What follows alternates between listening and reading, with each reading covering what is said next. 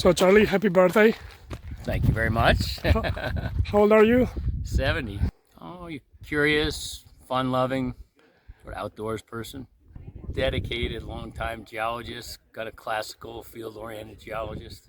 I've had a great time and live in different places, and doing my PhD in Canada, up in the Arctic, and then postdoc in Australia. And well, Texas is just a big sort of geology machine, right? We got one of the largest geology programs anywhere. We've got, you're never really on your own. You're always working in teams or groups, or department, the bureau, whatever it is. It's just a big, well-developed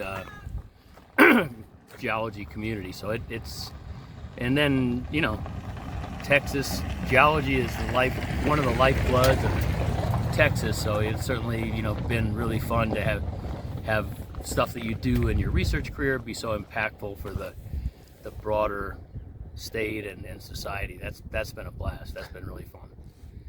How is it the health of the geological community in your view? I think the geological community is still doing very well. I think it's like most things these days, post-COVID, there's maybe more stress, there's more uncertainty. People are not any longer planning on working 10, 15, 20 years with one company. They're moving around a lot, and I think that reflects in stress in a way, and maybe less kind of long-range creative thinking and research planning.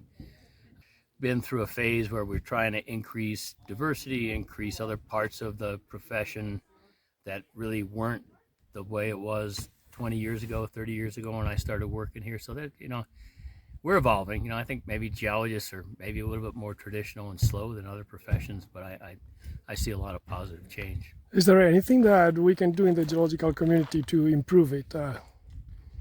Endless things. I think, the societies I work with, I think they're finally recognizing their demographics are way shifted in the older direction, and it need to involve youth, and that's just such a positive and important aspect. I go to APG, SEPM meetings, and it's really an older community, whereas if you go to AGU and some of those societies, you can really see the difference in age.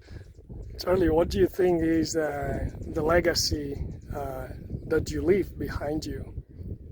Oh, it's always students, I think, right? I mean, I think that we do a lot in our research, and hopefully that's impactful, but I used to teach a lot of short courses at companies, and I would come back the next year or the year after, and I would see that nothing had really changed. Whatever I taught them for a week didn't have an impact. But if I can work with students, train students, have people go out, whether it's academic or industry related, and they bring those kind of knowledge bases with them wherever they are, that has a long-term impact. And that's been, as far as I can see, that's going to be the long-term legacy. What are the suggestions or wise words that you would leave to young professionals or students that they are engaging with geoscience? I think that the first thing is to have confidence, and if you've got a direction you want to go in, you need to figure out how to push that. When I got to the Bureau, I was told that we didn't do field work at the Bureau, and so if I wanted to come, maybe that's okay, but we just don't do field work here. That was told to me in my final interview, and I guess that wasn't the way I looked at it. And so at the end of the day, we've been doing the most impactful field work in the Guadalupes, a lot of work in the Sacramentos, a lot of field work in the South Texas Cretaceous, working with students in the Bahamas and Saudi Arabia, different places. So I think that's just a clear message that if you've got an idea and you know how to make it work, it's probably going to work out. We got criticized for the Permian Reef Trail guidebook, that it was going to be a walk in the park, nobody cared. And it's had a long life, that thing, and it's a lot of people have used it. Just an indication that if you've got ideas and you think they're good ones, just push it. Might be a little bit uphill, but it's worth it. What a wonderful life that you had. Charlie, is there anything else that you want to tell? Oh, you just have to be very thankful, right? It's a great lifestyle. That's it. Thank you, Charlie. Happy birthday. All right, thanks very much, Dan.